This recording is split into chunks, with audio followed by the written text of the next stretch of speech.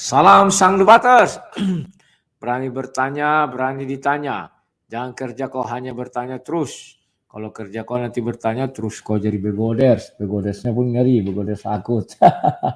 Ya kawan-kawan, kalian sudah melihat tadi malam saya berdebat dengan orang Malaysia ya, kawan dari Malaysia. Kita saudara lah, saudara dalam anak cucu Adam ya kawan-kawannya. Serumpun ya kawan-kawannya. Perdebatan itu sebenarnya jalannya pertama bagus. Namun saya entah kenapa, mungkin gara-gara ada tamu itu bercerita keluh kesahnya, sudah itu dan ya begitu kawan, ada masalah yang nggak mengena, terus datang dia pula, dibilangnya apa yang kau jawab tidak satu pun masuk katanya, kan jengkel kita kawannya. Terus dia bilang, Paulus itu seolah-olah Paulus itu bukan rasul, seolah-olah apa yang ditulis Paulus itu bukan dari Tuhan, ya kan begitu kawan-kawannya. Mulailah dia mengata-ngatai kan, di situ kita nggak suka kawannya. Ya kalau kita berdiskusi lah. Itu sudah ajaran kita. Tidak ada hak dia untuk mengatakan, wah Paulus itu bukan rasul, Paulus itu tidak ada haknya. Dan tidak ada haknya juga mengatakan, wah kitab itu bukan dari Tuhan begini. Maka saya tantang dia. Tunjukkan saya satu ayat. Jikalau kamu dapat, mana perintah Allah SWT menuliskan Al-Quran? Tak ada kawan. Sampai kepalamu botak kau cari nggak ada. Kemudian saya bilang, mana buktinya Allah SWT mendampingi penulisan Al-Quran? Kawan-kawan, sebenarnya saya ingin meminta mereka mengartikan apa sih definisi Al-Quran. Tahu nggak kalian apa Al-Quran itu kawan? Ini hati-hati kalian. Saya belajar dari mereka juga. Mereka yang mengatakan bahkan si Zuma Selu aja ketika saya sodorkan Al-Quran yang ada terjemahan bahasa Indonesia, dia bilang itu bukan Al-Quran, itu karya tulis Depak. Selu kawan. Tahu kalian Al-Quran itu apa? Al-Quran itu adalah firman Allah SWT yang diturunkan di dalam hati sanubari Nabi Muhammad. Itu Al-Quran. Jangan kalian kira yang buku itu Al-Quran. Tidak kawan. Itu namanya mazhab. Mereka bilang mazhab. Tetapi sesuai dengan firman Allah bahwa Al-Quran itu yang diturunkan ke dalam hati sanubari Nabi Muhammad. Di luar itu, saya nggak tahu apa namanya. Tapi mereka mengatakan itu mazhab. Oke, paham sampai situ ya? Oke. Saya buka sebuah ayat. Begini cara melihatnya kawan. Kemarin saya juga dimarahi. Wah kamu jangan menafsirkan Al-Quran. Katanya. Loh, saya nggak ada tafsir saya bilang. Sedangkan kalian juga menjelaskan Al-Quran. Kalian menjelaskan Bible, aku diam, aku bilang. Nggak adil ini, aku bilang. Dan Umi Dini kayaknya sudah melihat si Al-Hidayah itu kepepet, dia mau menjelaskan. Oh tidak, kau di sini moderator, aku bilang kan. Kalau kau menantang, buat tantangan baru ya. Orang ini lucu sekarang kawan. Di dalam sebuah diskusi nanti ujuk-ujuk mau membantu. Tidak tahu malu kawan. Muka-muka tembok, gimana lah. Ya kemarin juga saya di kontak melalui handphone, ternyata ada si Zulkifli di situ. Wah, sekarang Zulkifli makin menggila kawan. Kayak mamak-mamak mulutnya kawan. Tak berhenti bicara bisa. Kayak si Umi Dini tuh. Jadi aku bilang, ih ngeri kau Juma. Baru berapa bulan kita tidak ketemu kau sudah berubah kelamin. Gue bilang, ya saya bilang oke lah saya keluar dari grup ini. Karena nggak tahan kita kawan. Kita masih bilang ada kayak apa itu Donald bebek itu kawannya. Jadi ya itulah kawan, saya heran-heran saja melihat orang ini. Terheran-heran ya. Ini ada saya catat, tunggu dulu. Ayat 30 ya. Sabar ya kawan-kawannya, kita harus belajar kawan. Kita mempelajari agama orang itu enggak masalah. Oh bukan ini. Ini surah berapa? 15, coba ya 15. Ayat 9. Kemarin saya apa yang dia bilang tuh saya catat kawan. Tujuannya apa? Ini. Ya. Kalian bisa lihat kawan ya. Ini. Kubukakanlah sama kalian. Gini cara melihatnya kawan. Gunakan akal sehat kalian ya. Nah ini. Saya tidak menafsirkan saja. Saya ingat. Saya ingin bukan menjelaskan juga. Saya ingin membacakan ayat ini. Dan saya akan ibaratnya membuat pengertian kalian lurus. Sesungguhnya kamilah yang menurunkan Quran. Kami ini enggak tahu kita jamak atau tunggal. Tapi mereka bilang tunggal ya sudah. Jangan kita bantah kawan. Karena ini terjemahannya. di dalam ajaran Arab tidak dikenal aku, saya yang tunggal ya, tunggal pertama, kedua kan gitu kan. Kata ganti juga nggak dikenal. Tapi kami ini dibilangnya tunggal, kami bagi mereka tunggal ya. Sungguhnya kamilah yang menurunkan Al-Quran. Dan pasti kami pula yang memeliharanya. Ingat ya. Nah, ini kawan. Dasar mereka mengatakan Allah SWT itu membimbing mereka menuliskan Al-Quran itu kawan. Mereka lupa. Siapa penulis yang dibimbing Allah SWT? Tidak ada kawan.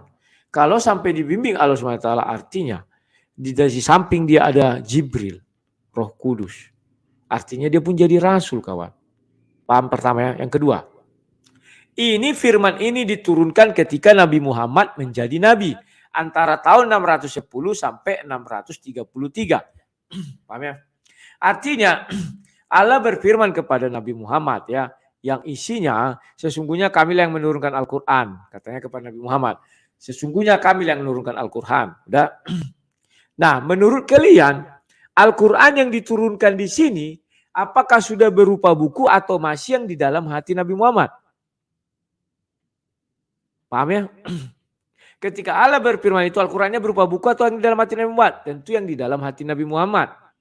Karena dia yang dibukukan kan belum ada kawan. Itu dibukukan kan dalam zaman Utsman itu ya kawan-kawannya. Bukan Utsman bersaudara. Khalifah itu ya. Khalifah apa namanya itu. Lupa aku. Baru Zaid bin Said ada situ ya. Jadi itu yang di dalam hati kawan. Bukan yang berupa buku. Tidaklah mungkin Bapak pula. Allah itu langsung mengatakan, kami loh yang menurunkan buku ini. Artinya sudah ditulis buku itu. Kalau memang begitu, buku itu belum ada. Kalau memang itu yang terjadi berarti benar. Semprot dulu kawan. Nyamuk. Siliwer. Kalau gitu yang mereka maksudkan berarti benar bahwa Al-Quran itu jatuh dari langit. Atau dibawa Jibril sudah dalam bentuk buku. Nanti ada. Faktanya kan tidak. Paham ya kawan-kawannya? Nah, kemudian dikatakan dan pasti kami pula memeliharanya. Memelihara. Memelihara ini artinya apa? Itu kan terjemahan bahasa Indonesia, sudahlah.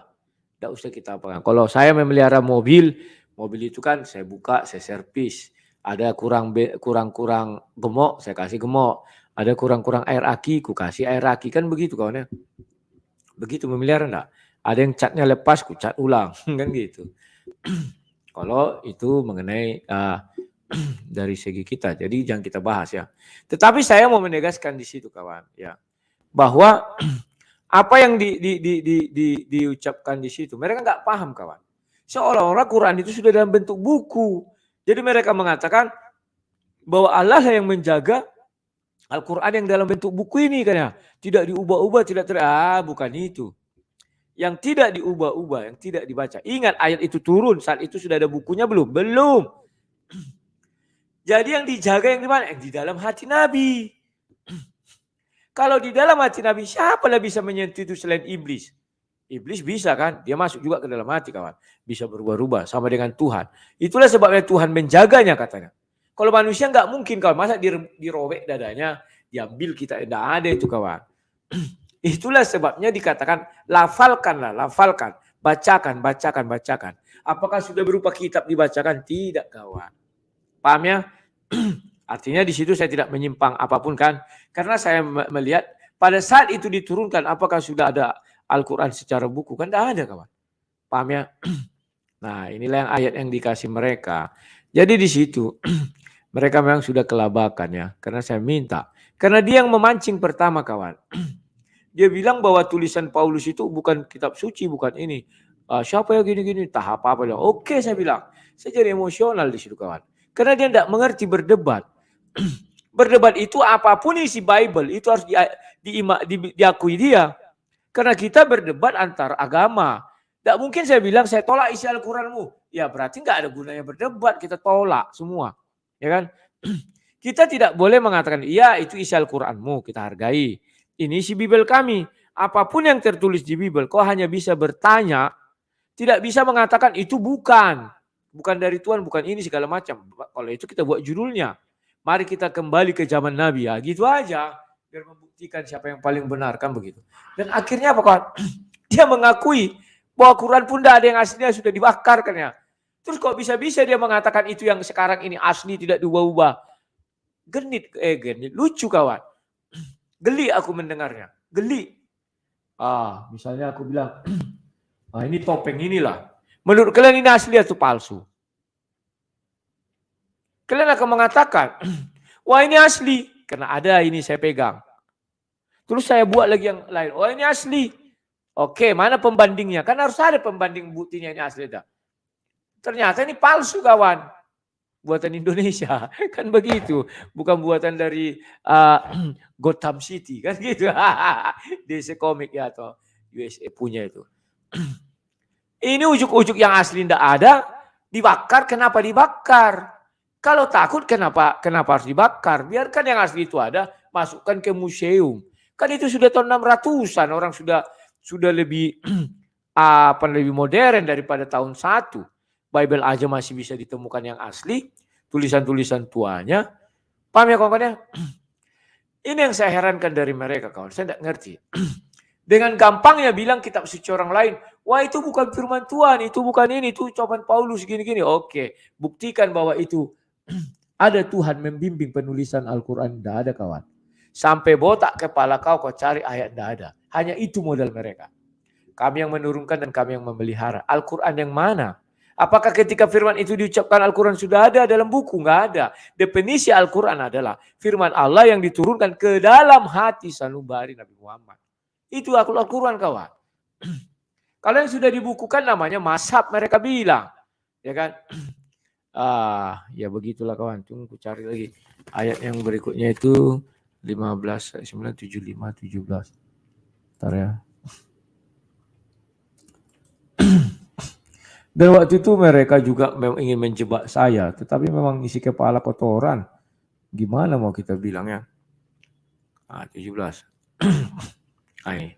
Sesungguhnya kami akan mengumpulkannya di dadamu dan membacakannya. Ingat kan? Ya kan? Jadi, ini. Janganlah engkau Muhammad gerakkan lidahmu untuk membaca Al-Quran karena hendak cepat-cepat menguasainya. Ada itu ya. Ini ayatnya. Surat 75 ayat 16. Ayat 17, sesungguhnya kami akan mengumpulkan di dalam dadamu dan membacakannya. Apabila kami telah membacakannya, maka ikutilah bacaan itu. Kan? Tidak ada diperintahkan untuk menulis kawan. Di dalam dada itu ditaruh, itulah namanya Al-Quran. Tidak ada perintah untuk menulis.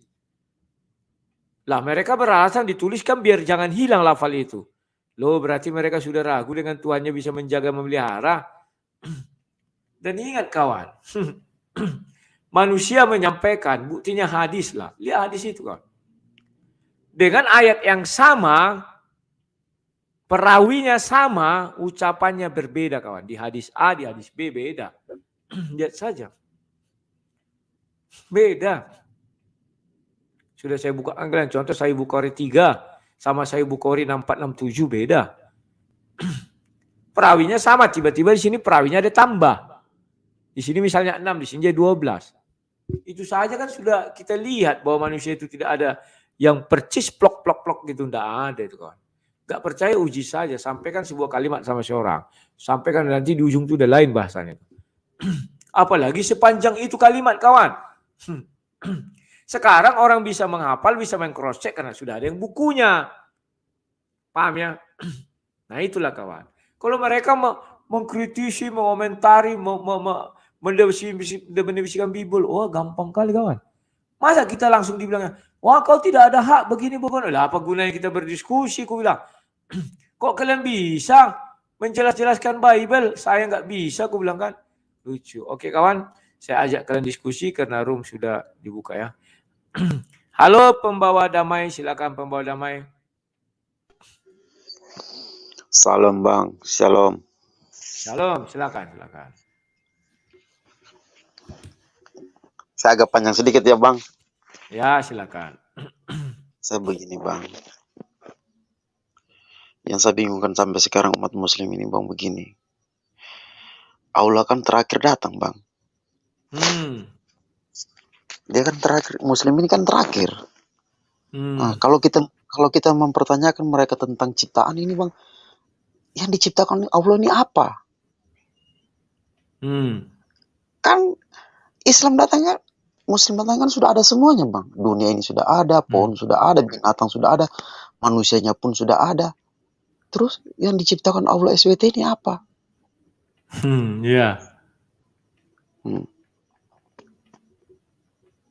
Yang saya bingung, saya terus terang saya bingung bang. Jadi kalau kita mau tanya sama mereka tentang ciptaan, memang bisa jawab, karena yang Allah itu, Allahnya mereka tidak pernah menciptakan. Jadi wajar kalau di Al-Quran kita tanyakan tentang penciptaan itu, mereka tidak ada. Karena yang diciptakan tidak ada. Nah, itu aja bang. Ini lagi bang, tentang debat abang sama ini yang saya sayangkan sama siapa yang perempuan ini bang? Umi Dini. Ini bang. Dia kan di situ moderator bang. Siap. Kenapa sih dia juga selalu ikut ngobrol, baru dia dengan caranya yang sangat tidak bagus lah, tidak elok cara ngomongnya. Siap. Saya mau saya begini, kalau dia kan di channelnya, di channel Musik Lagi Malah. Kalau moderator, nggak usah lah kita bela yang Muslim, yang Kristen, nggak usah. Kalau perlu di Kristen ada kesalahan, tegur. Di Islam ada kesalahan, tegur. Nah, itu orang siapapun pasti akan masuk berdebat di roomnya dia itu kalau begitu. Tapi kalau dengan cara begini kan orang berpikir untuk masuk berdiskusi di roomnya dia dan berdebat. Dan mengenai kata siapa lawan abang itu dari Malaysia itu, Al-Hidayah. mengenai tentang kalau di apa yang dikatakan Paulus ini tentang begini-begini, kayak macam dia yang menulis semua ini Injil.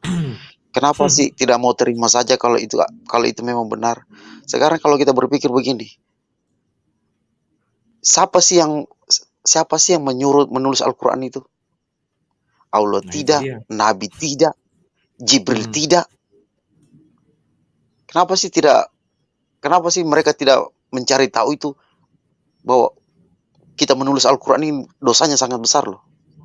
Tidak ada perintahnya untuk menulis. Nah, kalau mau cari Al-Quran, cari di hatinya Nabi Muhammad. Jadi yang Quran sekarang yang ada di dunia ini, itu harus dipertanyakan atas dasar apa dituliskan. Di mana pernah Tuhan menyuruh menuliskan? Kalau tidak pernah disuruh menuliskan, berarti mereka menantang sendiri Tuhan mereka sendiri. Mereka melanggar sendiri perintah Tuhan itu. Karena Quran itu yang dituliskan itu berarti artinya yang diturunkan di hatinya Nabi Muhammad. Atau dihafalkan. Kalau memang mau ada Al-Quran, dihafalkan, bukan dituliskan.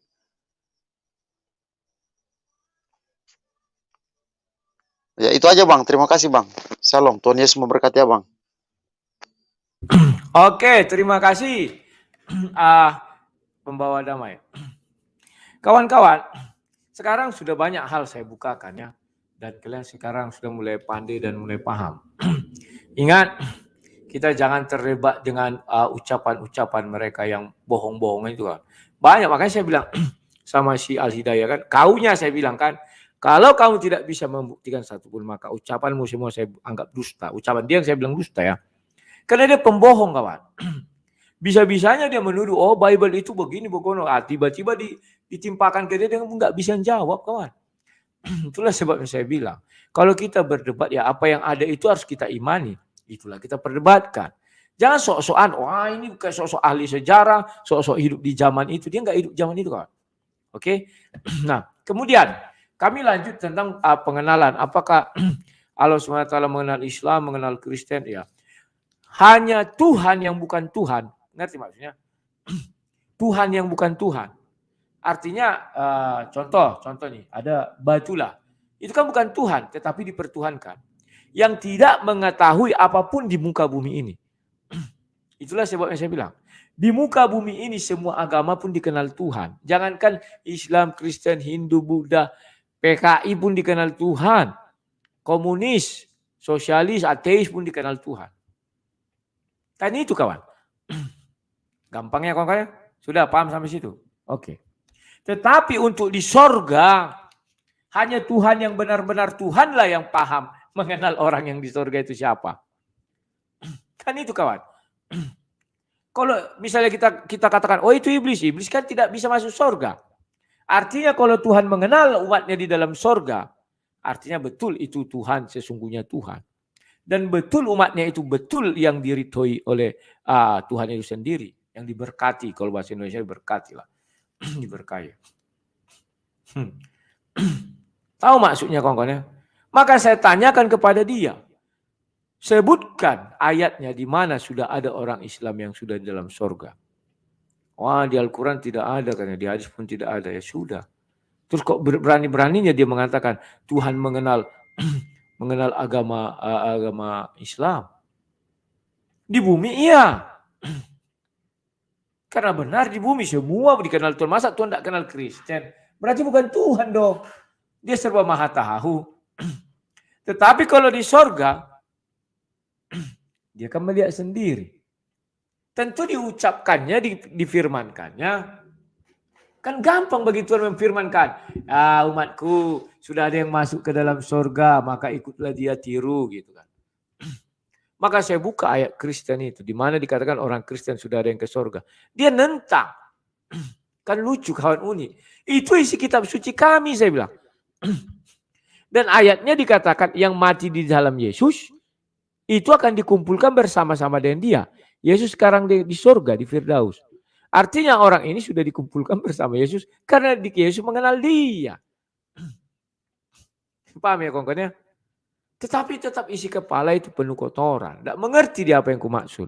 Harus tertulis. Setelah aku minta dia tertulis juga tak ada, baru bilang, oh iya memang makna tersurat itu juga ada. Bisa diakui ke saya. Kan lucu kawan. Ya. Dia mau mencobai tuannya orang Kristen. Tidak mampu dia kawan. Tidak mampu. Karena urutannya kan jelas kawan. Kan itu kawan ya. Siapa yang duluan datang, siapa yang belakang datang. Oke Pak Mani, silakan Pak Mani, mikrofonnya dihidupkan. Halo Pak Man, selamat malam. Wah Pak Man lagi mandi.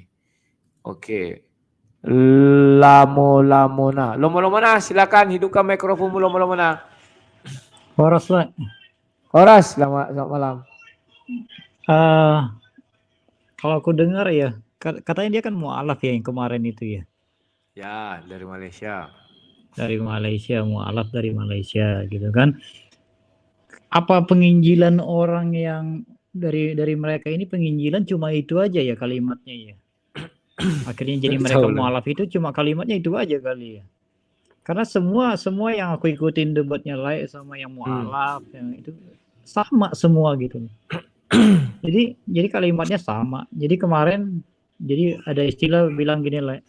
Untuk tahu drum itu berisi atau enggak, ketok gitu kan, biar tahu gitu kan. Nah, Lai kemarin udah ketok-ketok di kepalanya tuh isinya semua tuh nggak ada semua itu gitu. Sampai digituin harusnya tuh malu gitu loh. Apalagi perkataan Lai apalagi dia menentang surat Paulus. Gimana sih? Lah, Lai kan bawa Alkitab, bukan bawa diri. Lai kan yang dibahas kan Alkitab. Kok dibantah gitu loh. Jadi hajar lagi lah Lek. Terus ketok aja lah biar kebuka otaknya semua itu. Oke lah Lek, sehat Lek. Oke. Terima kasih Lomona itu ada suka-sukanya gitu ya. Nah, betul kawan. Makanya selalu saya bilang, bangga jadi orang goblok itu begoders. Ya mereka bangga kawan. Mukanya itu udah setebal tembok raksasa Cina itu ya. Great Wall. Tidak tahu malu lagi kalau kita temboknya segini kawan, satu batu bata. Dia 100 batu bata lebih. Ya kawan-kawan. Tidak ada malu lagi. Sudah jelas-jelas kita membawa Bible. Apapun isinya itu kita imani. Bisa-bisa dia bilang, oh Bible itu tidak begini. Tak apa-apa aja. Lucu kawan-kawan ya. Begitu kita tanya dia, mana ayat perintah menuliskan itu? Tidak dapat. Tidak ada kawan. Mana bahwa dia itu dibimbing. Karena di Sahih Bukhari 3, dijelaskan penulisan kitab suci harus seizin Allah SWT. Seperti Waraka bin Naufal. Menuliskan seizin Allah SWT. Dan harus sesuai dengan kehendak Allah SWT. Nggak bisa sembarangan, kawan. Para sahabat itu mana? Mana perintah yang menulis? Nggak ada, kawan. Bukan kehendak Nabi. Sudah jelas di hadis itu dikatakan kehendak Allah SWT harus sesuai dengan kehendak Allah SWT. Dan harus seizin Allah SWT. Kalau nggak percaya hadis ya sudah. Biarkan saya saja yang percaya. Hadis, kawan. Ada surah Bukhari 3. 6467 buka ke lihat. Ya mereka nggak bisa apa-apa lagi. Maka dia memancing emosi saya kan. Dibilangnya, wah memang harus kau akui jujur bahwa Yesus tidak mengenal Kristen. Kalau Yesus tidak mengenal Kristen, tidaklah orang itu dimasukkan ke surga, orang Kristen itu, kawan. Takkan dimasukkan ke surga. Maka saya bilang sama mereka, kenapa Yesus tidak datang membawa agama? Andai kata datang Yesus membawa agama Kristen, ulang rekaman itu masih ya. Maka sudah tentu Kristen penyembah Tuhan, yang lain penyembah hantu. Marah-marah si Jeffrey. Wah, kamu menuduh kami jadi hantu, penyembah iblis. Siapa yang menuduh kau? Saya bilang. Memang begitu aturannya. Tidak mungkin ada satu Tuhan yang sama. Ada satu Tuhan menurunkan 10 agama. Tak mungkin. Tak mungkin. Tentu agamanya satu. Dan agama itulah penyembah Tuhan. Yang lain di luar agama itu penyembah hantu. Itulah sebabnya dikatakan domba sesat atau apalah kafir atau apa. Kan itu ucapannya karena tidak menyembah Tuhan ini. Pahamnya? Orang itu kan menunggu-nunggu saya kepleset lidah. Kau buka, aku bilang. Mereka membilang kita musyrik. Kenapa musyrik? Karena kita berdoa kepada manusia katanya. Menuhankan manusia. Kan itu, kawan. Jadi mereka yang penyembah Tuhan. Kita penyembah hantu. Sama juga kita. Itulah sebabnya saya katakan Yesus datang tidak membawa agama. Tidak terima pula Yesus datang tidak membawa agama. Kan lucu. Apa buktinya saya bilang? Di Galatia 5 ayat 22-23. Bukan karena mengenal Yesus orang itu masuk surga. Tetapi buah-buah roh. Tidak satu hukum pun menentang hal itu. Aku bilang. Bingung dia, kawan. Tidak tahu. Ya kawan-kawan, itulah yang terjadi, kawan. Halo Pak Mani, silakan. Mikrofonnya Pak Man. Itu masih unmute. Oh, dia lagi ada tamu kayaknya nih. Oke, lanjut. Frankie Undap. Silakan Frankie, mikrofonnya dihidupkan Frank. Malam, Lai. Malam, selamat. Silakan. Ya, ini mungkin sekedar masukan aja, Lai. Mereka itu ada kalanya acuannya pakai dari Google. Nah, Google itu dasarnya dari mana, Lai? Itu yang jadi pertanyaan sebenarnya. Sedikit-sedikit lari ke Google. Bukan lari ke kitabnya mereka, malah ke Google. Google itu buatan siapa, Lai? Itu aja pertanyaan, Lai. Makasih, Lai. Oke, terima kasih, Frankie. Untung Frankie mengatakan Google. Kalau Frankie tahu, mereka larinya kemana? Wikipedia. Lebih pahit. Umidin kan gitu. Ayo, bertanya lagu sama dia. Tolong jelaskan ini. Oke, buka Wikipedia. Alah, Wikipedia. Kitab sucimu ini. Wikipedia atau Quran. Ku bilang ada waktu kami debatkan. Yo, masa nggak tahu abang ini orang sekolahan. Orang sekolahan itu sering memakai Wikipedia.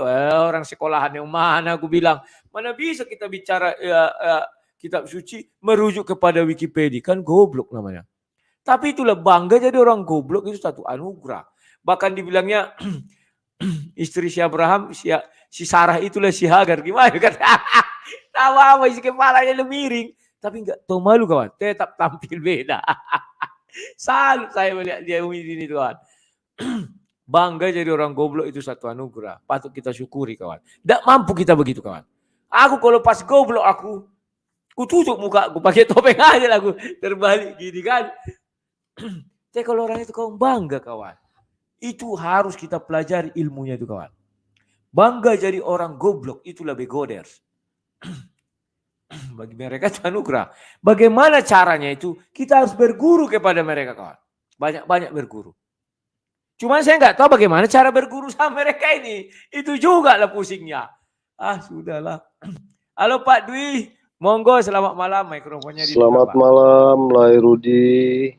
Malam, Pak. Silakan. Salam, kiranya berkat dan Shalom. karunia Roh Kudus selalu menyertai Lai Rudi, Yohanes, dan keluarga sekarang selalu dan sepanjang segala masa. Haleluya, Thank you. haleluya, haleluya. Amin. Siap. Ya. Seru juga, Le. Kemarin aku lihat itu debatnya, tapi apa namanya? Sebenarnya sudah mati kutu itu Hidayah itu. Sudah tidak bisa ini. Karena apa? Ya di sini si Udin itu juga nggak fair ya, nggak fair, Ya. iya nggak fair. Dan yang lucu lagi Ibrahim itu ditanya oleh Rudi, Ibrahim agamanya apa? Emang agama Kristen, saya ketawa itu. Itu Islam, Ibrahim tuh dari Islam, Musa juga Islam gitu, Hidayah itu. Jadi ya sebenarnya dikunci di awal aja mereka sudah langsung tutup buku, tidak lama-lama debat itu lah. Kalau apa namanya mereka bisa jawab apa ada di Al-Qur'anmu itu ada Eva atau Ibu Hawa. Kalau tidak ada ya sudah selesai kan. Artinya Anda sudah tidak ada di dunia ini, tidak pernah terlahir kan gitu. Memang di Al-Qur'annya nggak ada kan.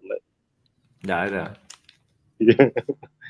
Nggak pernah ada itu Hawa. Jadi dari hadis ngambil dari mana, entah berantah lah itu. Aneh sekali itu. Ngelihat mereka itu benar-benar ya yang lain bilang itu begoders diborong semua. Nggak disisakan dikit pun. Asli apa namanya kayak bajai gitu ya. Beloknya itu tanpa aba-aba, tanpa sen gitu. Ketika ditanya tuh bisa aja dia ngeles gitu takiyahnya itu.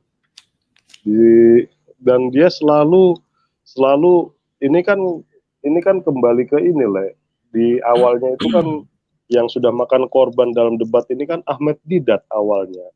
Nah ini yang dipakai kan rumusan-rumusan Ahmed Didat sama siapa itu Anis Soros itu kan dulu kan.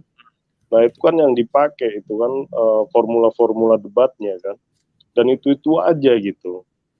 Padahal itu udah makan korban Ahmed Didat itu.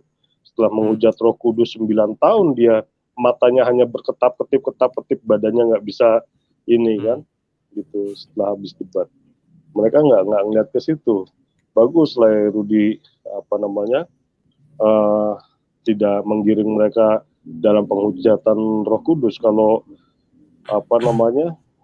sampai dia menghujat Roh Kudus sudah korban baru lagi itu lah. Iya. Iya. Luar biasa lah, selalu tidak keluar dari firman Tuhan. Roh Kudus selalu menyertai Lai Rudi dalam semua perkara dan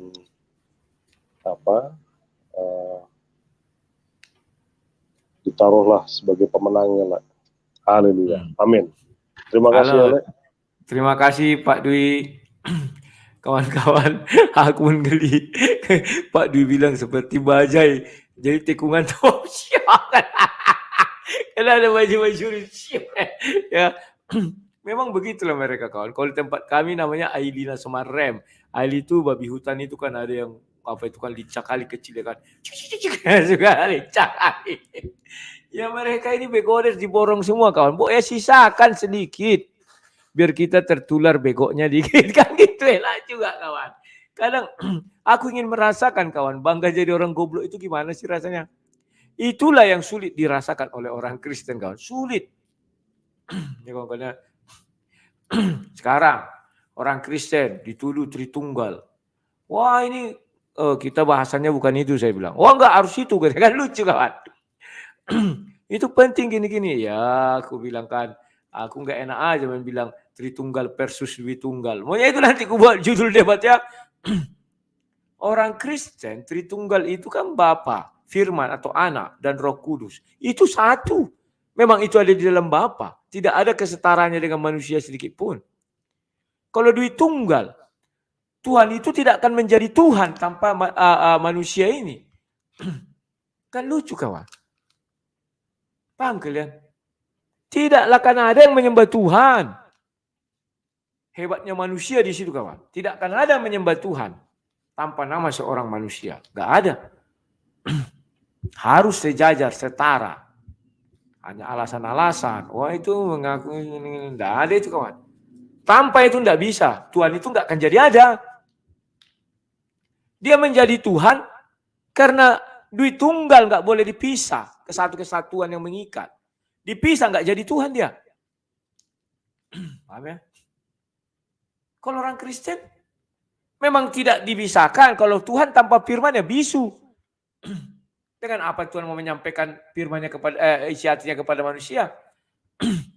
Tuhan tanpa roh sudah ada ayatnya. Jadi mati, rohlah yang menghidupkan. Firman tanpa tubuh yang nggak bisa juga. Maka dibilang satu kesatuan. Tetapi firman tanpa manusia, ya firman tetap Tuhan tanpa manusia tetap Tuhan. Tanpa Petrus, tanpa Paulus kita bisa menyembah Yesus Kristus. Bisa Tuhan. Tetapi mereka, ini misalnya loh ini ya, misalnya manusia semua masih kosong nih. Tiba-tiba disuruhlah milih agama. Kau pilih Tritunggal atau Dwi Tunggal. Kalau Tritunggal selesai. Langsung bertuhan. Dwi Tunggal. Takkan ada, tidak akan jadi Tuhan dia.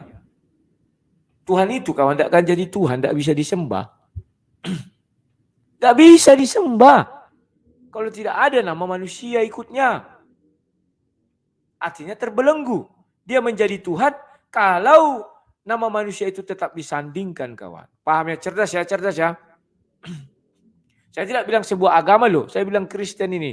Berbedaan Tritunggal dan Dwi Tunggal dalam Kristenan. Kita tidak ada menyebut nama Petrus, nama Paulus. Kita tetap langsung bertuhan kepada Bapa di sorga. Kita mengakui firman. Ya, karena dia berfirman. Kita mengakui roh. Ya, karena roh yang menghidupkan. Tetapi tidak ada kita menyembah Tuhan itu Bapa di sorga karena Petrus. Tidak ada. Tidak ada kita menyembah Bapa di sorga karena Paulus. Kalau karena Yesus, ya karena Yesus itu firman Tuhan. Kita mengatakan dia Tuhan karena bisa berfirman. Ada kata tidak berfirman, maka namanya batu. Atau kalau dia masih hidup, namanya bisu. Cacat, artinya dia bukan Tuhan. Tuhan tidak bisa cacat. Kalau dia tidak punya roh, dia nggak hidup, mati. Itu betul batu-betulan. Batu itu pun Tuhan, karena dituhankan. Itu kan namanya dituhankan. Bukan dia Tuhan sesungguhnya Tuhan. Maka dalam ajaran Kristen, andai kata kita terikut nama Petrus, maka kita menuhankan. Dituhankan itu, Tuhan itu. Kalau tidak kita sebut nama Petrus, tak ada yang menyembah dia. Itulah Dwi Tunggal antara manusia dan Tuhan. Jadi dia akan menjadi Tuhan kalau nama manusia ini diikutsertakan. Kan begitu kawan. Kalau tidak diikutsertakan, ya nggak bisa nyembah dia. Artinya dia tidak jadi Tuhan. Karena dia tidak punya umat. Kan gitu jadinya kawan. Hebat kali ajaran Kristen itu. Saya setuju. Paham ya kawan-kawan ya? Oke, sekarang Pak Sutowijoyo. Halo Pak, selamat malam. Berkah dalam, mikrofon dihidupkan. Silakan Pak. Berkah dalam, sugeng dalu lae. Ya, silakan Pak. Monggo. Kalau bicara surga, itu kan analoginya gini lah. Kita bicara resep. Resep catatannya ada. Nah, tapi kalau mie gorengnya ndak ada, bagaimana aku percaya bahwa resep itu benar?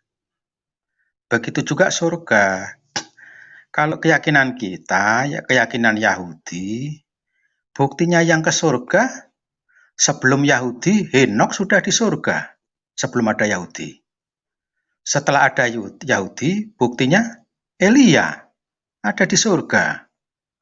Begitu Yesus, buktinya orang sebelah kanan Yesus. Begitu abad pertama, Bunda Maria ada di surga. Nah, kalau yang abad ke-5, 6, Buktinya siapa? Itu tadi resep tadi itu kan harus dipraktekkan. Jadi menu resep itu buktinya mana resep mie gorengnya. Nah, itu. Jadi janganlah bicara surga sama orang muridnya Yesus, sama anak-anak Yesus. Udahlah, janganlah bicara itu. Bicara yang lain aja lah. Mau bicara yang lain pun juga dia pakai Wikipedia. Nanti kalau Wikipedia kita samakan dengan kitab erek-erek, marah.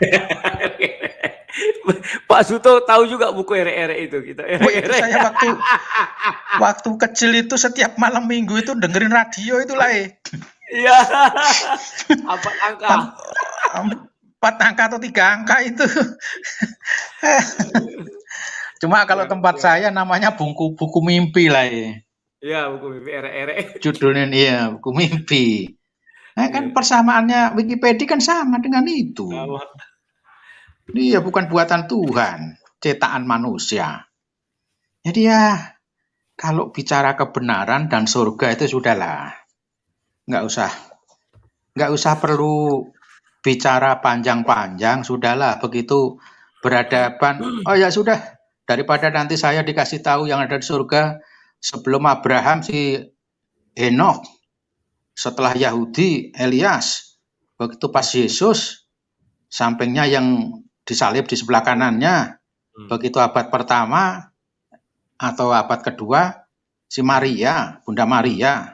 Udah, angkat tangan aja saya. Itu lebih gentle, mengakuin. Mungkin dia malah bisa masuk surga daripada belok sana, belok sini. Bilangnya Pak Dwi tadi kayak bajai tadi itu kan. Ditonton se-Asia loh minimal itu. Karena orang Malaysia atau itu. Nih, jadi kalau, waduh, jangankan bicara surga. Begitu bicara mengenai ucapan kita yang benar aja, tempo hari ada yang orang NTT atau mana itu, omonganmu sama tindakannya nggak sama. Bilangnya obat kuat, begitu mau dibuktikan nggak mau. Siapa yang iya kan? Tapi saya pernah lah jadi pas diglodok lah ada orang jual obat, jadi berempat atau berlima saya itu. Jadi yang laki-laki itu jual obat begini begitu. Ada teman saya yang nyeletuk. Gimana cara membuktikannya? Di belakangnya ada nonanu sama saya, Pak. Celaka, bingung kita langsung cepat pulang. Itu dia diglodok sama saya aja, Pak. Buktikan. Aduh. Jadi kalau sama orang Betawi jangan dilawan, kita minta bukti. Iya, ada lengkap semua. Iya, terima kasih lah. Itu aja pekat dalam. Oke, terima kasih Pak Suto Wijoyo. Ayo, siapa mendalilkan dia membuktikan.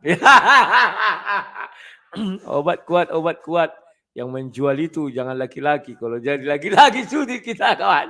Ya perempuan. Ya jadi ibu mendalilkannya, ya mbaknya mendalilkan loh. Harus ada pembuktian. Buktikan gimana cara buktikan obat ini hebat kan gitu. Aduh. Benar itu kawan.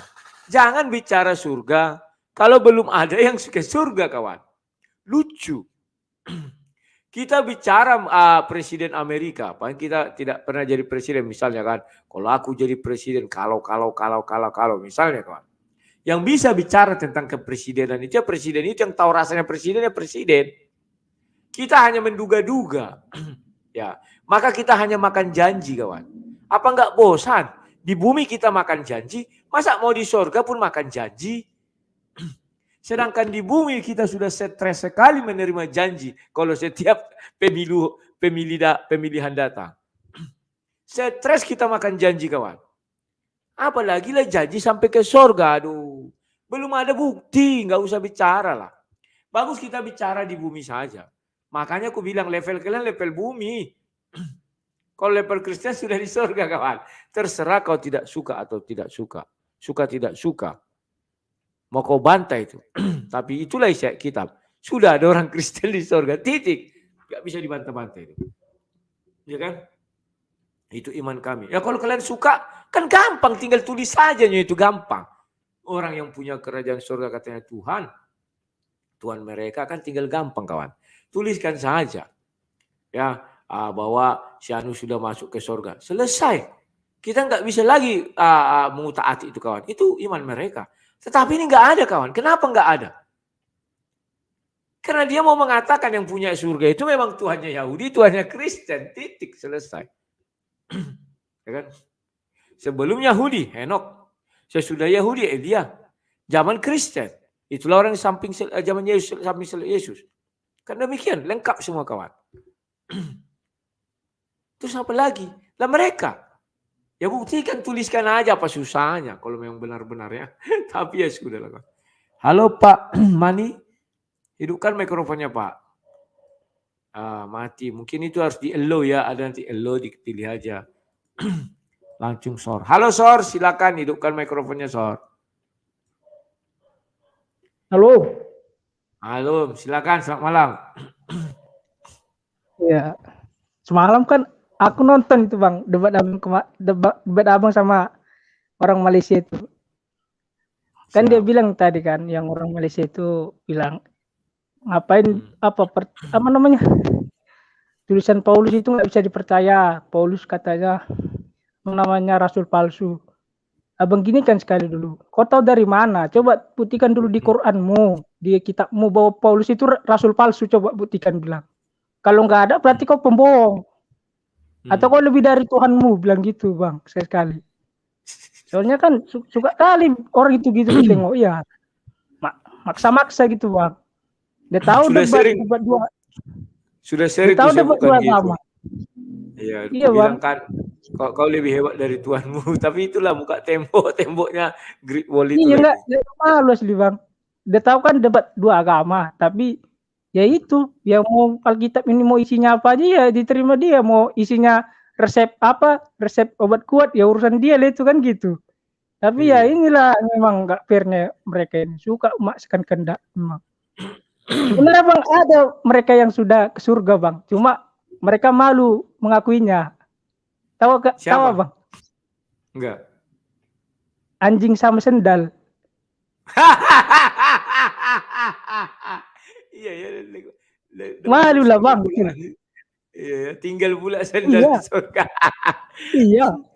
Apa nggak malu kita itu? Udah ada Bang, ini sendal katanya. Orangnya mana? Aduh. Iya. Memang kayak gitulah memang orang itu Bang, sukanya aja bilang. Iya. Kadang Paulus lah, saya bingung memang kok benci kali sama Paulus ini kan. Kenapa kok benci kali gitu? Padahal gak ada perintahnya untuk membenci Paulus. Coba sekali-sekali Abang tanya dulu. Coba dulu perintah gak usah perintah sunat, perintah membenci Paulus ada nggak di kitabmu? Coba gitu kan sekali. Saya aneh saya lihat nggak ada perintahnya, tapi kok bisa membenci kan gitu. Kadang aneh memang. Atau ditanya yang jangan karena Paulus itu mereka benci karena Paul Zam. Sama Paulnya. Itu beda orang. Paulnya sama. Itu beda orang. Kalau itu ada nomornya. Yang kalau Paulus kan nggak ada nomor. Wajar lah mereka benci karena ada nomornya. Gitu. Nomor punggung. Siap. Iya, nomor punggung. Nanti merasa tersaingi lah yang satu lagi tuh. Karena kan sama punya nomor. Berarti kayak orang Batak ya, kayak aku kan Uta Galung Ina nomor 17. Iya, nomor 15. Yang ke-15. Oke. Ya, iya itulah Bang. Kemarin saya lihat, tapi yang paling krusialnya kalau Abang tanya gini kan mereka bilang Quran dibakar kan? Iya. Quran dibakar. Asli pula itu kan. Coba Abang tanya gini, Quran dibakar, Allah kemana? Iya, kok nggak dijaga? Ya kan, kok nggak dijaga yang dibakar? Malah diizinkan hancur itu Bang. Iya. Itu memang. Quran dibakar, Allah kemana? Wah, langsung bingung dia tuh jawabnya itu. Soalnya kan di kitab mereka bilang dijaga. Dijaga. Iya. Iya. Aduh. Oke lah bang, itu aja. Oke, Yang lain terima lah. kasih. Sol. Siap. Jadi kawan-kawan, orang ini sharing berpikirnya kebalik kawan. Dijaga kan, tapi dibakar kan? Itu namanya nggak dijaga kawan. Kalau yang aslinya katanya dibakar, namanya asli kawan, itu asli betul-betul langsung dari Tuhan. Yang kenapa yang dibakar-bakar kawan? Enak aja orang coba. Coba ada sekarang. Yang palsu aja kita bakar, dimarahi kita. Kan banyak itu kejadian kawan, yang palsu diinjak-injak, yang palsu diapakan. Dimarahi kawan, bukan dimarahi saya, dicari. Tetapi yang asli dibakar kawan, senang mereka. Apa dasar mereka senang? Kalau memang itu dijaga, ngapain dibakar ya? Contoh, ini tulisan Tuhan langsung, 2 loh batu jatuh ke bumi, dikasih sama si Musa kan. Mereka nggak tahu itu kawan, Tuhan yang menulis langsung. Itu kan asli. Ya kan kawan? Dibuang Musa karena ada kalau dalam Bible ya, dibuang itu dilemparkan ke arah sapi itu yang disembah oleh orang Israel itu. Sehingga pecah berantakan. Maka Musa berusaha membuat yang palsunya kawan, replikanya. Ya kan? Nah itulah kawan. Ini kan tidak kawan. Jelas-jelas dikatakan dijaga itu. Kalau dijaga yang asli, yang dijaga isinya atau Qurannya itu. Quran itu kan kayak benda namanya kan. Kitab itu. Kan begitu, bingung juga nanti mereka kawan. Ya sudahlah. Makanya saya bilang bagaimana kita tahu yang asli, kalau yang aslinya saya sudah tidak ada. Tapi itulah dunia keajaiban. Ya udah. Halo Yakub, silakan hidupkan mikrofonnya Yakub. Shalom Lai. Shalom, silakan. Ya. Terima kasih udah diberikan kesempatan. Semalam juga saya menyaksikan bagaimana diskusi atau boleh dibilang debat, dan saya melihat Lai begitu tegas dalam hal menjawab ya. Tidak mudah di direct gitu, artinya digiring dan tetap pada sesuatu keyakinan. Itu mantap Lai. Mantap. Jadi juga setelah itu Lai keluar, saya juga mencoba masuk semalam. Dan saya bertemu dengan Yisak yang katanya dia orang Yahudi. Dan saya bertanya orang Yahudi keturunan apa, dia tidak menjawab. Karena Yahudi itu adalah Yehuda dan Benyamin, dan 10-nya yang lain kan telah tercerai-berai, mungkin sudah tidak ada lagi di bumi gitu loh. Dan dia tidak menjawab, dan akhirnya juga menjadi satu pertanyaan bagi saya untuk mereka, bagaimana tentang 10 hukum. Apakah sama 10 hukum yang ada di di kitab Alkitab dengan ada di Al-Qur'an. Dan itu akhirnya berkepanjangan mengapa mereka juga kalau memang sama, mereka beribadah pada hari Jumat. Dan mereka katanya itu asli, dan kapan Tuhan mengubah hari ibadah hari Jumat. Nah, lalu ujuk-ujuk mereka selalu menghina bahwa Kristen beribadah pada hari Minggu yang sudah diubah juga. Mereka lupa ternyata mereka juga merubah dan mengatakan itu tertulis pada hukum keempat hari Jumat. Kan lucu. Ini lucu sekali. Lucu benar-benar. Mereka menista kita, mengatakan kita, wah ibadah Anda sudah palsu. Mereka sendiri lupa bahwa ibadah mereka juga lebih palsu. Ya kan? Begitulah juga yang saya sebut gitu kan. Ya, kalau nama satu produk yang pertama itu adalah produk yang asli. Yang sesudahnya itu biasanya KW. Ya kan, produk pertama itu kan Alkitab, Injil, itu produk pertama. Yang sesudahnya itu biasanya barang-barang KW yang ada untuk ngikuti jiplak-jiplak. Ya begitulah. Semalam saya senang juga bagaimana kita nih ya kan menjawab tegas, tidak memberikan satu kesempatan dan bertahan pada keyakinan ya kan. Jadi biarlah mereka diinjili lah. Walaupun mungkin mereka juga ya otaknya nggak nyampe karena iman mereka ya kan hanya dipikir dengan akal. ketika dikatakan kun aja, saya bertanya bagaimana kalau dengan akal Tuhan menjadikan kun? Bisa nggak dijabarkan dengan otak kalian yang manusia yang sudah jatuh dalam dosa dan istilahnya otak yang terbatas? Lain kalau diberikan hikmat melalui Roh Kudus. Mungkin kita mengerti. Ya kira-kira begitulah. Terima kasih Lai kesempatannya. Dan saya senang tetap menginjil Lai. Siap, terima Tuhan kasih. Yesus Aku memberkati. sama-sama. Yuk. Kawan-kawan, harusnya malam ini saya kan berdebat lagi, tapi diundur minggu depan. Orang itu sudah pegal-pegal juga, dibal-bali terus ya. Apa yang dibilang Yakub itu kawan, ya begitulah kawan, benarnya juga begitu ya. Kenapa saya katakan demikian? Bukan hanya saya kawan, mereka sendiri yang mempertontonkan bangga jadi orang goblok itu adalah anugerah kawan. Orang kan dikiranya semua orang bodoh, orang sudah bisa menilai kok. Yakub menilai itu bukan karena dia Kristen, tidak. Secara logika lah. Orang itu menuduh Kristen merubah hari Sabat Sabtu menjadi Minggu. Oke. Sekarang dibalikkan kepada mereka. Karena kalian mengikuti hukum Taurat. Oh ya kami ikut hukum Taurat. Kenapa hari Jumat? Kan bingung dia sendiri kawan. Oh Tuhan yang merubah katanya. Aduh. Firman Tuhan itu kekal, mereka nggak tahu kawan. Suka-suka berubah-berubah. Makanya saya bilang aneh-aneh saja kawan ya. Belum lagi dibilang jangan sujud menyembah. Nah, mereka sujud menyembah kemana? Belum lagi begitu kawan-kawan ya. Sudahlah, mereka nggak paham itu kawan. Maka di kitab suci mereka kan ada 10 hukum Taurat. Cuma dibaca di Bibel, terus dikutip-kutip.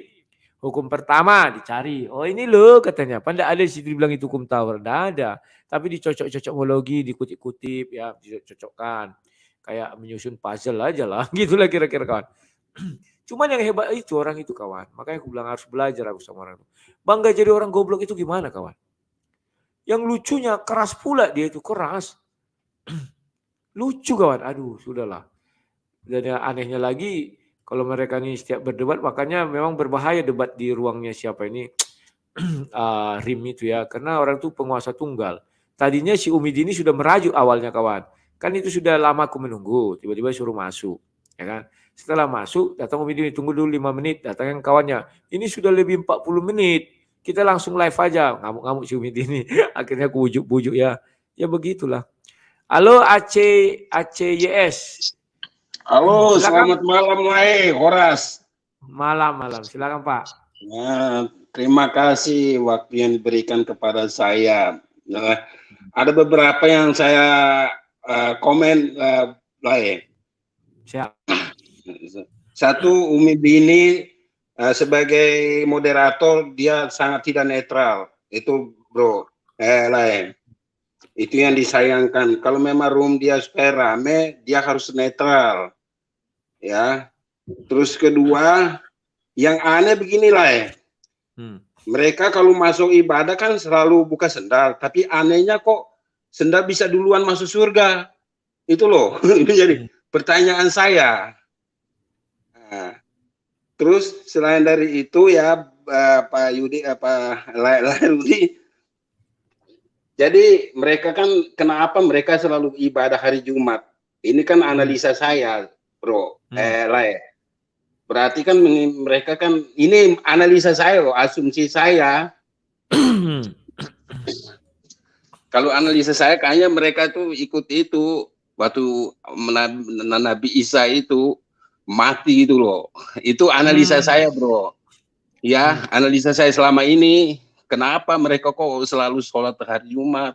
Ya berarti mereka itu sebenarnya mereka mengakui ada Tuhan Yesus kok, tapi hanya mereka tutup, malu mereka. Ini bro, analisa saya aja ini, bukan asumsi saya aja. Terus selain dari itu ya, seperti yang disampaikan Bro Dwi Haryanto sama Pak Suto Wijoyo. Ya, jadi mereka tuh selalu kutip dari Google. Ya, kalau ambil apa-apa selalu. Kalau mereka kitab suci mereka paling sempurna, kenapa harus kutip dari Google? Dari Google kan bisa karangan dari manusia itu, bro. Ya, ini analisa saya. Ya, jadi aneh. Dan ketika kalau berdebat, ya, itu mereka selalu ditanya tentang ayat di Al-Quran, mereka selalu kutip dari Alkitab. Kan berarti standar ganda itulah Pak Rudi. Ya betul.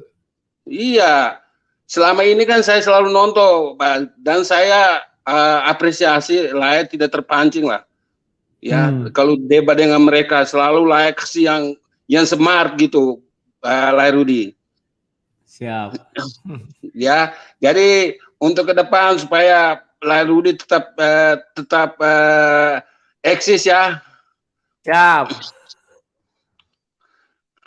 Maaf, Begitu mungkin komen saya segitu aja. Mungkin Siap. kalau ada kata-kata yang kurang berkenan ya saya mohon maaf. Tadi cuma asumsi saya aja ya mengenai ibadah mereka. Siap. Terima kasih Pak Acis. Salam. Yo. Itu masukan dari Pak ACYS ya kawannya. Ya, begitulah kawannya. Ya, mau apa lagi mau dibilang. Sudah 1 2 ini mau belajar. Halo, mau belajar, hidupkan mikrofonnya, Bro. Malam Pak Rudi. Malam, silakan. Langsung tancap gas. Iya. Jadi gini Pak Rudi, ini masalah kitab suci dan surga ya tadi saya dengar ya. Siap.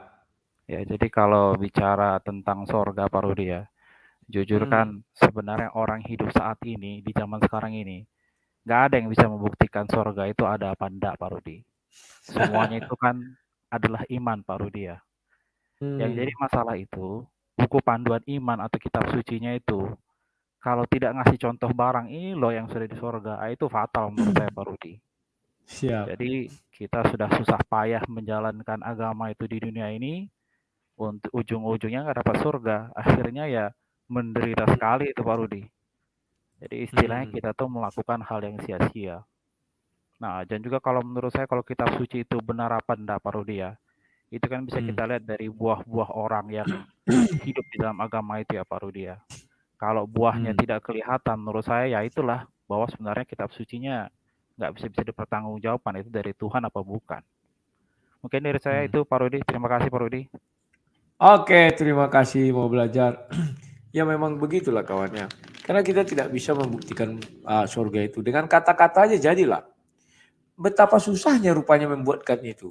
Orang Tuhan kok tinggal masuk surga, Syanu, silakan. Ya, selesai kawan. Tetapi faktanya memang nggak ada. Kita paksakan gimana pun memang nggak ada.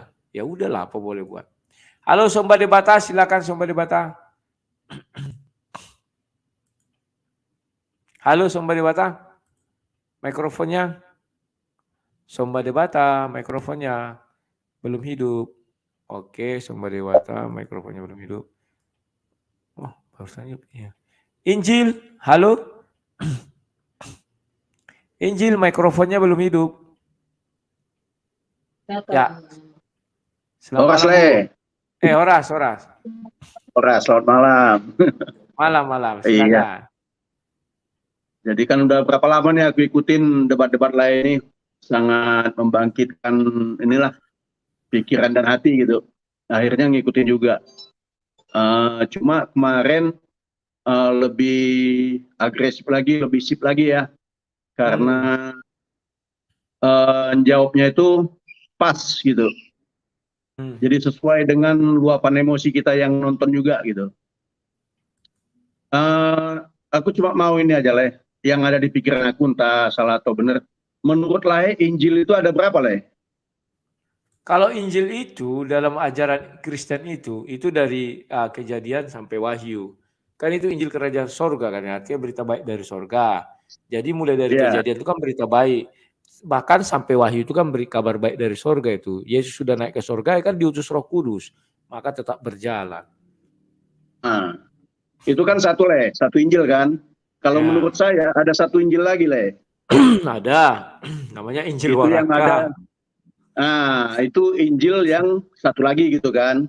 Nah, jadi kalau dibilang Injil yang sudah dirubah-rubah oleh manusia, berarti itu Injil yang satunya.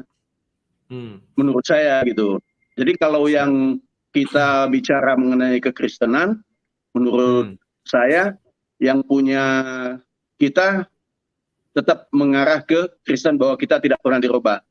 Tapi untuk yang kedua, dia bilang sudah dirubah-rubah, memang benar sudah dirubah-rubah karena sudah dibuat oleh si Novel itu ya, Lea. Ya, Waraka. Nah, jadi kan terkadang kita merasa kalau mereka bilang Injil sudah dirubah-rubah, terkadang ke kita larinya gitu.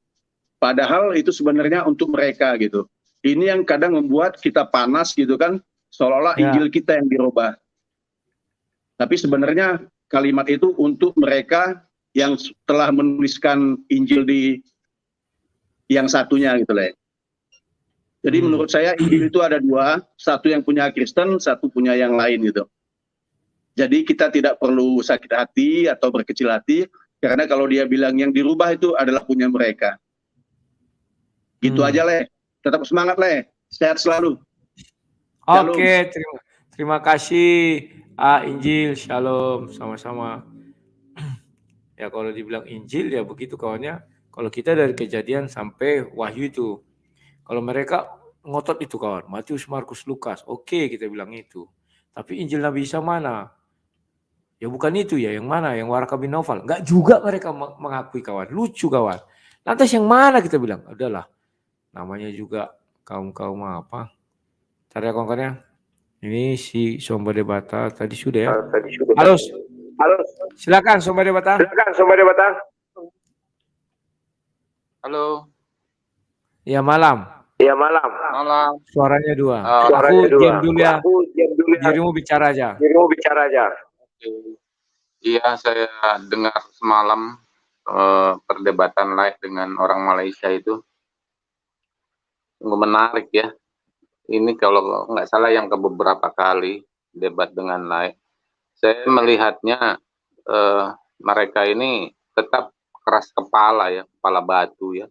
Tidak bisa memahami penjelasan live yang Alkitabiah. Bukan asumsi, bukan analisa seenaknya seperti mereka. Ada satu yang menarik buat saya ketika si Malaysia ini menanyakan apakah Yesus itu Kristen. Kalau saya bilang aneh, benar-benar pertanyaan yang sangat bodoh gitu. Kalau mereka tahu asal kata Kristen itu kan asal katanya dari Kristus. Jadi dibilang Yesus itu Kristen maksudnya apa? Pertanyaan nggak masuk logika.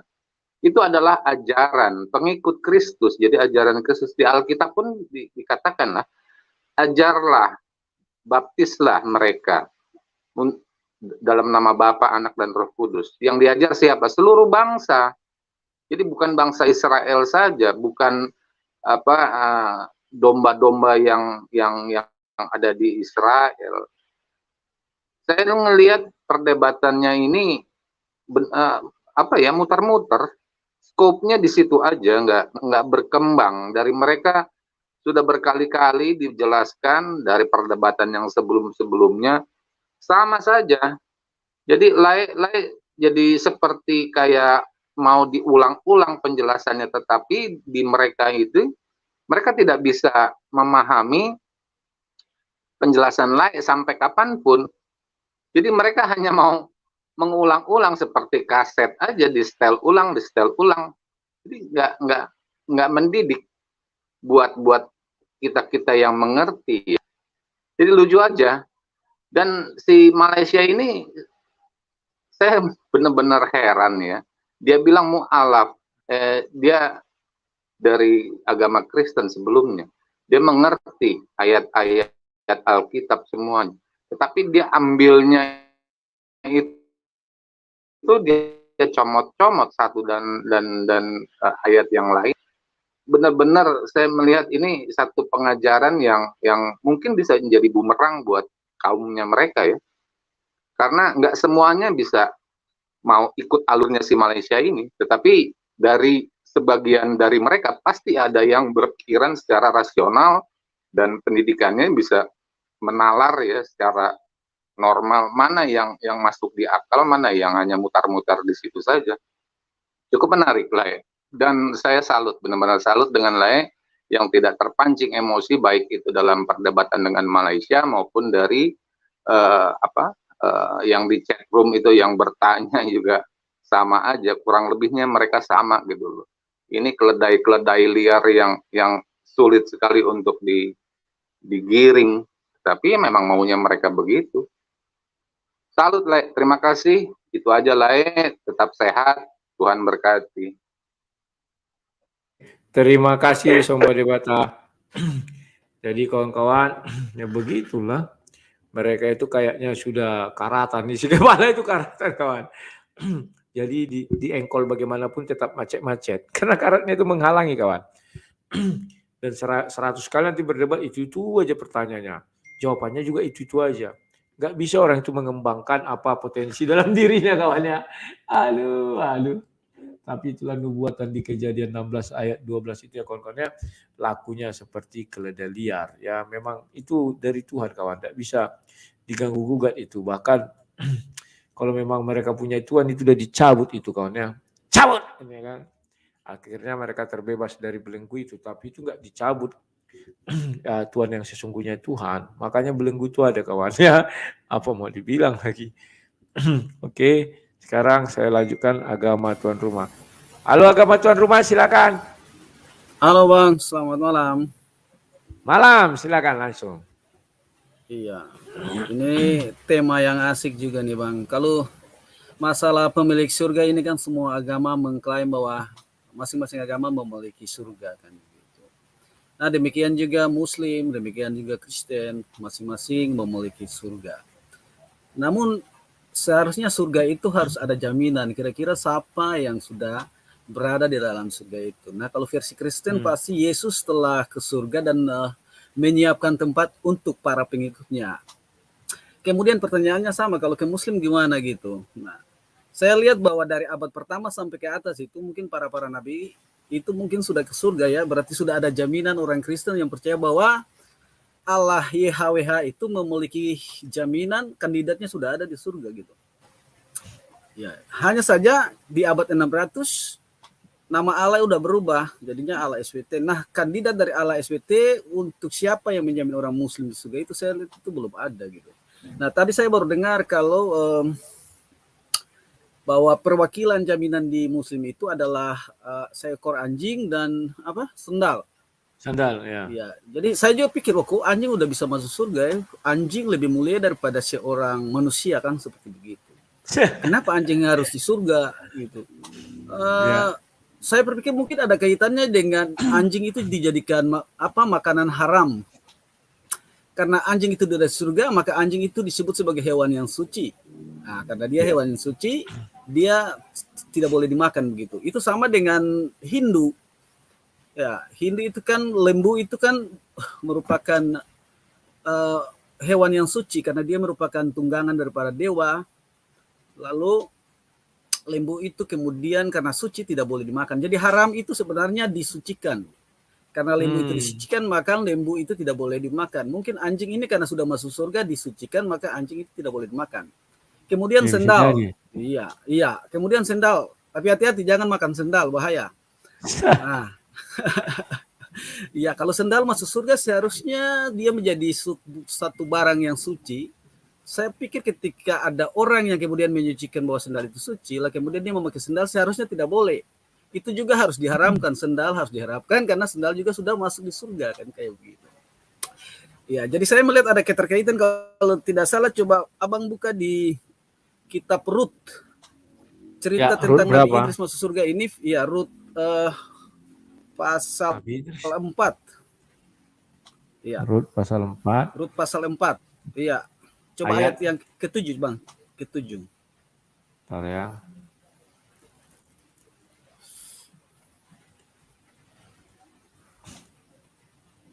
Ini Rut ayatnya yang ke-7. Kebacakan.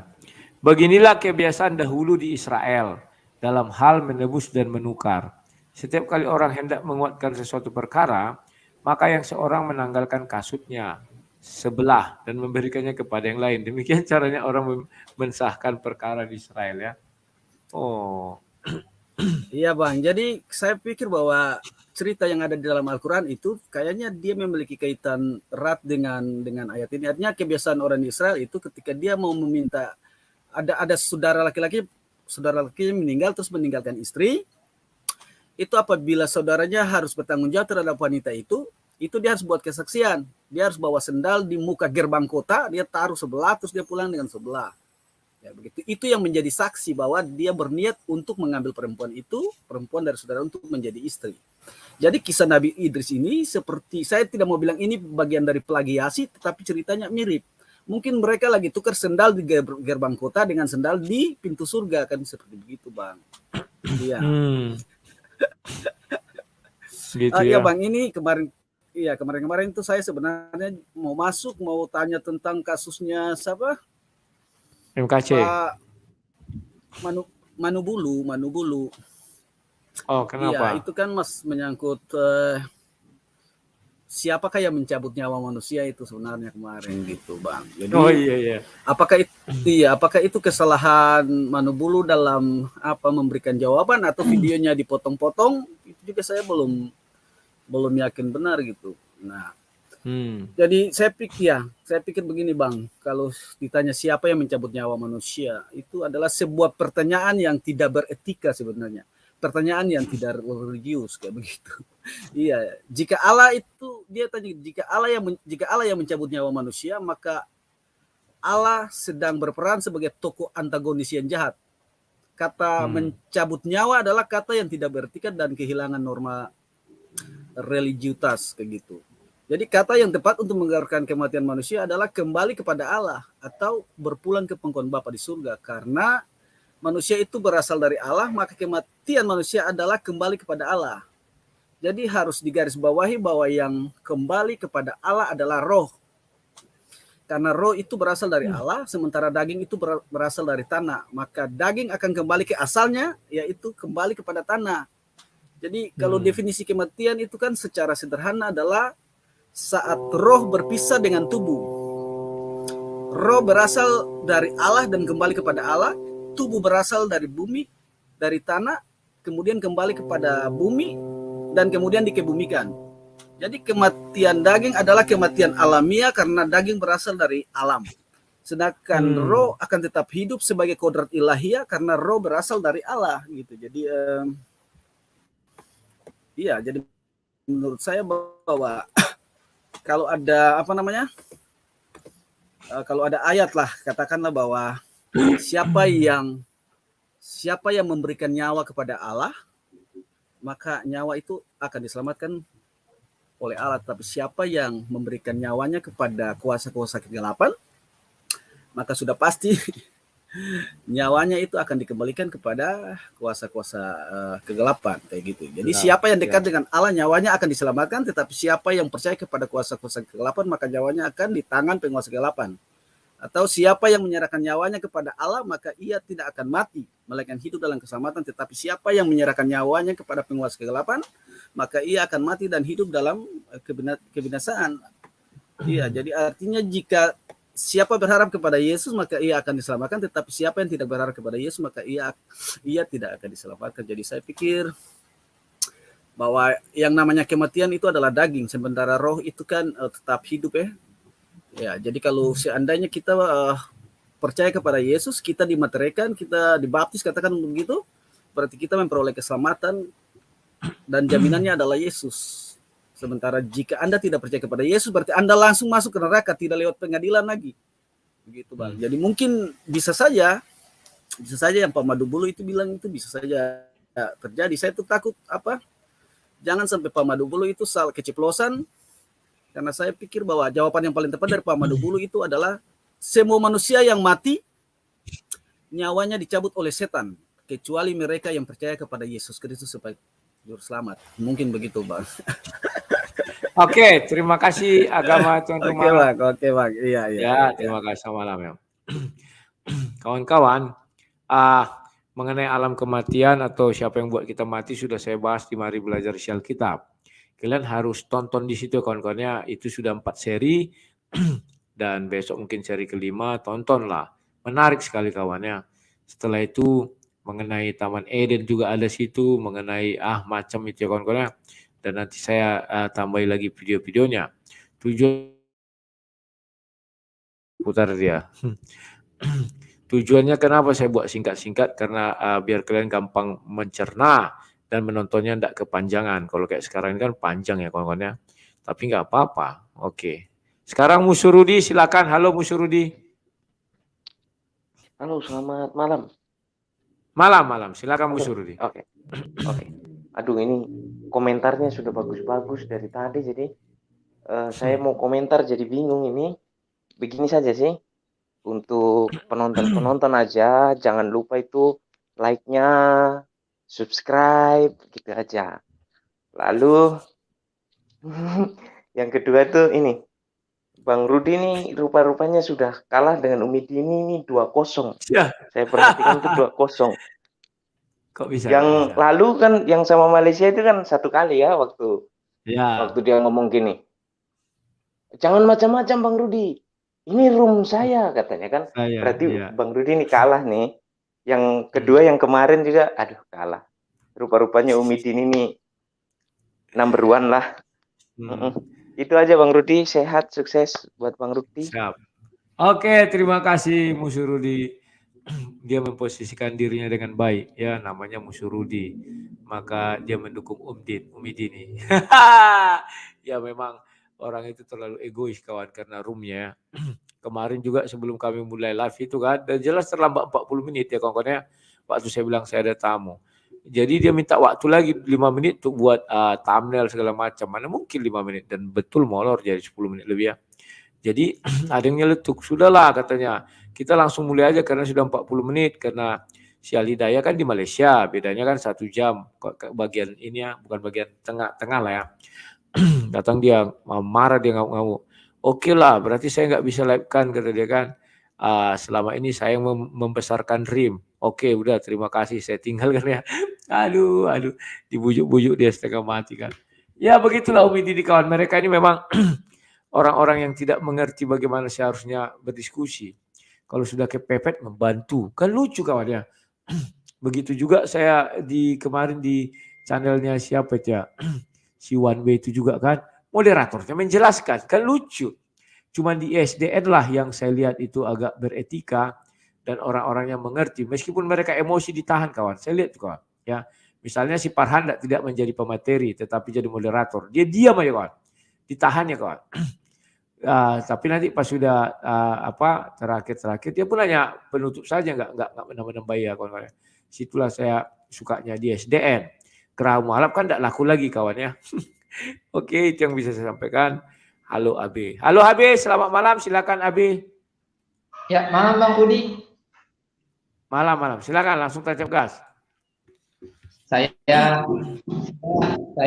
merasa terberkati banget sama channel-channel Bang Rudi, bahwa saya semakin mempelajari Alkitab, semakin pengen tahu artinya gitu gara-gara channel Bang Rudi. Karena Bang Rudi itu banyak mengungkap hal-hal yang baru gitu, yang sampai saat ini saya memang belum temukan di gereja maupun di khotbah-khotbah pendeta. Tadi saya coba cerita sedikit pengalaman saya. Barusan saya tadi mencoba gitu ya. Saya masuk ke channel Muslim, kalau nggak salah nama channelnya Penegak Islam kalau nggak salah. Oh. Di sana dia lagi ngomongin, istilahnya lagi mendebatkan Yesus itu bukan Tuhan gitu ya. Karena saya memang sudah pelajari lagi, saya mencoba bukan mendebat sih ya, tapi memberikan penjelasan kepada mereka gitu ya. Untuk pertama kalinya saya mencoba itu, ya kan, saya coba istilahnya mempraktekkan apa yang sudah saya pelajari. Dia bertanya tentang Yesus itu berkata, saya tidak bisa berbuat apa-apa. Itu mulu yang dia perdebatkan, ya kan. Ya, saya sudah diwanti-wanti sama istri saya, kamu kalau masuk ke situ jangan sekali-sekali kamu menghina mereka gitu, karena bahaya sekali, ya kan. Cuma saya bertanya, tadi barusan saya bertanya, kalau Yesus tidak bisa berbuat apa-apa, saya cuma bertanya, tunjukkan apa yang tidak bisa diperbuat Yesus. Mereka bingung Bang Rudi. Mereka bingung kan.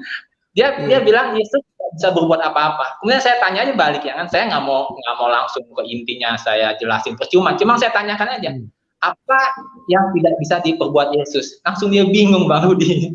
Ada sekitar 13-14 orang dia bingung, dia diam, ya kan. Kalau dia balik bertanya, memang apa yang sudah diciptakan Yesus ketika dia di bumi katanya, ya kan? Kan aneh Bang Rudi, ya kan. Sedangkan Tuhan menciptakan itu dari hari pertama sampai hari 6 sudah sangat sempurna ya kan. Apa lagi yang mau diciptakan ya kan? Ya, saya katakan begitu, saya memberanikan diri, saya mencoba istilahnya berapologet agar maksudnya ya bukannya menghina agama lain, tapi saya mencoba menjelaskan apa-apa yang mereka tidak tahu, tapi mereka comot-comot ayat, tapi mereka tidak tahu artinya gitu. Saya mencoba berapologet seperti itu saja. Belum berani untuk bertanya tentang Al-Quran mereka, ya kan? Saya belum berani, memang bahaya sekali kan, karena saya juga tampak wajah kan, ya kan? Jadi saya coba menggali apa yang ada di Alkitab. Saya coba belajar dari Bang Hudi, banyak di channel-channel Kristen lain. Tapi terutama terima kasih buat Bang Hudi yang sudah memang mengungkap rahasia-rahasia dalam Alkitab, firman Tuhan. Ya, saya berterima kasih sekali. Semoga Bang Hudi juga sehat selalu, diberkati Tuhan, dan selalu memberitakan Injil. Itu aja Bang Hudi. Terima kasih. Siap, terima kasih Abi. Ya, Abi, saranku besok ganti nama akunmu, jangan Abi, entah siapa ya. Sesudah itu jangan nampak wajah.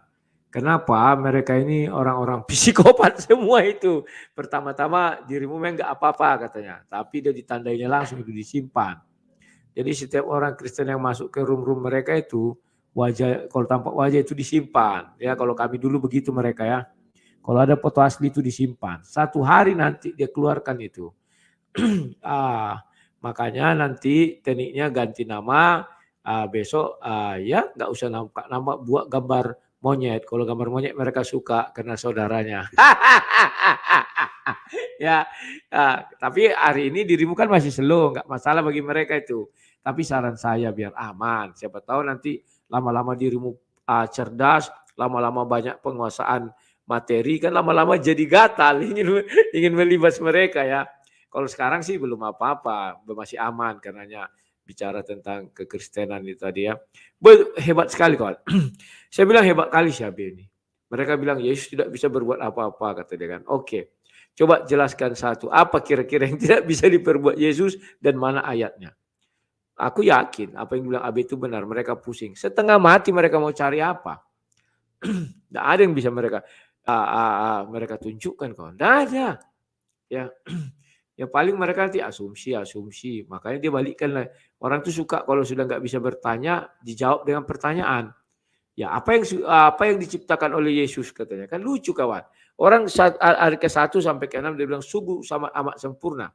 Artinya tidak ada lagi penciptaan, sudah sempurna kawan. Semua sudah berjalan seperti apa biasanya, ada perlu ditambah, ada perlu dikurangi ya kawan. Jadi kawan-kawan, kalian sudah menyaksikan makin lama semoga kalian pintar dan saya suka kalian mulai bertanya-nya itu kritis kawan ya. Bertanya kritis, sepele kesannya tetapi berat untuk mereka jawab. Itulah yang mereka takuti kawan. Kalau mereka kan bertanya lucu, dijabarkan dulu panjang lebar, mutar-mutar. Makanya saya bilang udah aja apa-apa saya udah tahu itu, kau bertanya aja lah gitu kan. Kayak kemarin. Sudah kesepakatan bahwa audiens itu bertanya. Datang satu sok-sokan menjelaskan, ya kan? Saya mau nambahi katanya, ditambahinya tentang Bible. Masa dia nambahi Bible? Oke, aku nggak marah. Ketika aku menjawab dia, marah-marah si Umi Dini. Loh kok lucu sekali kau Umi Dini. Ya kau nggak boleh, nggak ada hak menjelaskan Al-Quran. Loh dia tadi menjelaskan Bible, dia tidak menambahkan ya, menambahkan menjelaskan. Ya akhirnya di situ sempat ribut juga ya. Tetapi ya akhirnya berhasil juga sih selesai. Tapi ya sudahlah, begitulah kalau berhadapan dengan keledai-keledai liar ya. Dan ingat satu hal, bangga jadi orang goblok itu adalah begoders ya. Bangga jadi orang goblok itulah satu anugerah ya. Itulah mereka kawan. Kita harus belajar dari mereka bagaimana caranya itu. Sampai detik ini saya nggak mengerti ilmu apa yang dipakai. Sehingga mereka bangga jadi orang goblok itu ya. Dan itu satu anugerah. Oke kawan-kawan, saya cukupkan dulu sekian. Mata saya sudah mulai menipis, sudah mulai apa. Sampai jumpa esok hari. Salam sang debaters.